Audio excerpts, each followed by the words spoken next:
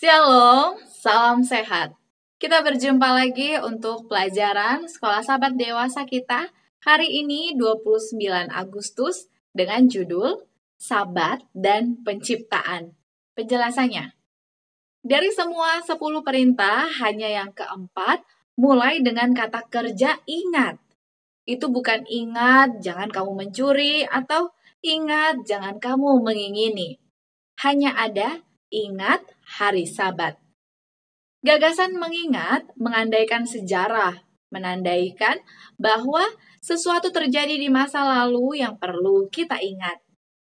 Ketika kita mengingat, kita membuat hubungan dengan masa lalu dan ingatlah dan kuduskanlah hari Sabat menandai garis lurus kembali ke pekan penciptaan itu sendiri.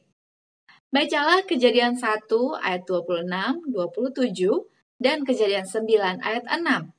Apa yang diajarkan ayat-ayat ini kepada kita tentang betapa istimewanya kita sebagai manusia dan betapa berbedanya kita dengan makhluk ciptaan Allah lainnya yang ada di bumi, dan juga mengapa sangat penting bagi kita untuk memahami perbedaan ini. Ayat-ayat tersebut setelah kita baca menjelaskan bahwa kita diciptakan serupa dengan gambar Allah. Ia pun menghembuskan nafas kehidupan hanya kepada manusia ketika diciptakan. Itu berbeda ketika Tuhan menciptakan hewan-hewan lainnya, baik hewan darat, hewan air, maupun hewan yang berada terbang di udara. Tuhan menjadikan kita sangat spesial, karena Tuhan ingin juga menginginkan memiliki hubungan yang lebih spesial terhadap kita, manusia. Salah satu hari di mana Tuhan telah tentukan untuk komunikasi ini adalah hari Sabat. Ketika kita mengingat penciptaan, kita ingat bahwa kita diciptakan menurut gambar Allah. Sesuatu yang tidak dikatakan terhadap yang lain yang digambarkan dalam kisah penciptaan. Sudah jelas bahwa sebagai manusia, kita secara radikal berbeda dari makhluk lain di planet ini, terlepas dari seberapa banyak DNA yang kita miliki bersama dengan beberapa hewan lain. Dan berbeda dengan mitologi populer, kita bukan sekadar kera tingkat lanjut atau versi yang lebih tinggi dari beberapa primata purba. Sebagai manusia yang diciptakan menurut gambar Allah, kita unik di antara semua yang Allah ciptakan di dunia ini. Bagaimana kisah penciptaan mengingatkan kita akan hubungan kita dengan penciptaan? Mari kita baca dalam Kejadian 2 ayat 15 dan 19. Ayat ini menjelaskan bahwa selain kita diciptakan menurut gambar Allah, Tuhan memberikan kepada kita tugas, yaitu untuk dapat menguasai ciptaan Tuhan yang lain dan mengelola bumi ini.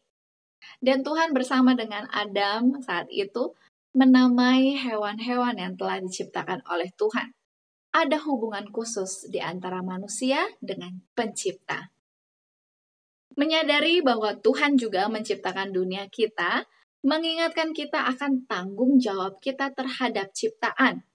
Kita harus berkuasa atas ciptaan. Memiliki kekuasaan bukan berarti mengeksploitasinya. Kita akan memerintah sebagai wakil Allah. Kita harus berinteraksi dengan dunia alami seperti yang Tuhan inginkan. Ya, dosa telah merusak dan mengacaukan segalanya. Tetapi bumi ini masih merupakan ciptaan Tuhan dan tidak ada yang memberi kita hak untuk mengeksploitasinya, terutama untuk merugikan manusia lain yang sering terjadi. Selain menjadi peringatan akan Allah sebagai pencipta, dalam hal apa saja, memelihara Sabat dapat menolong kita menjadi lebih sadar akan kebutuhan kita untuk menjadi penata layan lingkungan yang baik. Di hari Sabat kita harus mengingat bahwa selama penciptaan, Tuhan menginginkan kita untuk boleh selalu terhubung dengan Tuhan, mengikuti teladan-teladannya, terlebih juga untuk mengasihi ciptaannya yang lain. Salah satu hal kecil yang perlu kita lakukan bersama adalah kita mulai dari menjaga lingkungan, khususnya kebersihan. Mulai dari saya sering melihat orang-orang membuang cotton bud, mungkin habis menggunakannya, lalu dibuang begitu saja, baik itu di pinggir jalan ataupun di tempat-tempat lain yang bukan di tempat sampah. Saya juga pernah melihat ketika saya berada di jalan raya, orang-orang yang mengendarai mobil dengan mudahnya mengeluarkan tisu dari jendela mobil, mengeluarkan plastik sisa makanan mereka, dan itu sampah-sampah itu berterbangan di jalan raya. Selain merusak pemandangan, itu juga menjadi sampah yang sangat merusak yang dapat menyebabkan tersumbatnya saluran-saluran air, sehingga menggenanglah air dan merusak jalan-jalan raya. Itulah sebabnya kita harus melatih diri kita mulai menjaga kebersihan lingkungan kita supaya lebih banyak lagi keuntungan yang kita miliki ketika kita mengelola dan bukan mengeksploitasi ciptaan Tuhan. Inilah pelajaran kita hari ini. Mari kita mengakhirinya dan menutup di dalam doa. Kita berdoa. Bapa kami di surga, terima kasih banyak. Tuhan mengasihi kami dan mengajari bahwa perlu bagi kami bukan mengeksploitasi atau merusak lingkungan ciptaan Tuhan, melainkan kami diberi tanggung jawab untuk menjaganya.